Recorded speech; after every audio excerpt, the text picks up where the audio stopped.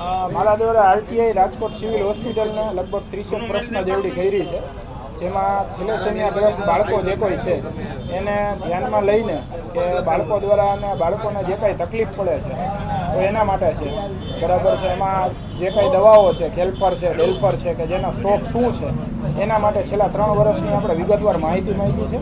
આ માહિતી માગવા પાછળનું કારણ એવું છે કે જો આ 500થી વધુ જે સિવિલે પોતે સ્ટેટમેન્ટ આપ્યું છે કે 500થી વધુ બાળકો અમારી પાસે નોંધાયેલા છે. આ નોંધાયેલા બાળકો જો તમારી પાસે 500થી વધુ જોતું તો તમે દવાઓનો સ્ટોક કેમ ન રાખ્યો?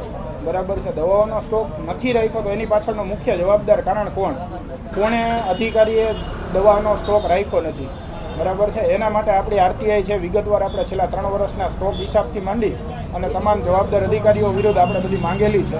અને મેઇન વસ્તુ એ છે કે આની આરટીઆઈ કરવા પાછળનું કારણ એવું છે કે આરટીઆઈ એક્ટનો ઉપયોગ સામાન્ય પબ્લિકે કરવો જોઈએ, આરટીઆઈ મુજબ માહિતી માંગવી જોઈએ અને એ માહિતી વિગતવાર લઈ અને લોકો સમક્ષ મૂકવી જોઈએ, જેથી કરીને સાચી સરકારના ચોપડે નોંધાયેલી વિગતો આપણને બધાને ખબર પડે. રાજકોટ સિવિલ હોસ્પિટલનું તંત્ર એ હદનું ખરાબ છે કે આરટીઆઈ જ્યારે હું દાખલ કરવા ગયો ત્યારે મને લગભગ 5 ટેબલ ઉપર ફેરવવામાં આવ્યો.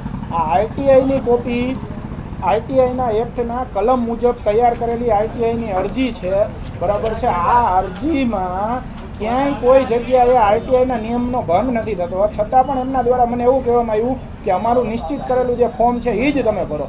હવે મેં મારા દ્વારા એમની પાસે પરિપત્ર માગવામાં આવ્યો કે તમારે જો તમે આવું કંઈ નક્કી કર્યું, સરકારનો કોઈ પરિપત્ર હોય તો અમારા ફોર્મમાં જ તમારે દેવું, તો એવું પણ એમની પાસે કાંઈ હતું નહીં. અંતે છેલ્લે પૈસા નહોતા ભરતા, 20 રૂપિયા જે આરટીઆઈના પૈસા ભરવાના થાય પૈસા નહોતા લેતા. અંતે એમની સાથે દલીલ કરી અને એમને પરાણે આરટીઆઈ લીધી છે.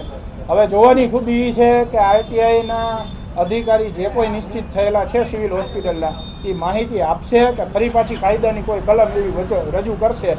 જો કલમ રજૂ કરશે તો આપણા દ્વારા આ મુદ્દા પાછળ જો કદાચ મારે માહિતી આયોગ સુધી કે નામદાર ગુજરાત હાઈકોર્ટ સુધી લડવાનું થશે તો પણ હું લડીશ.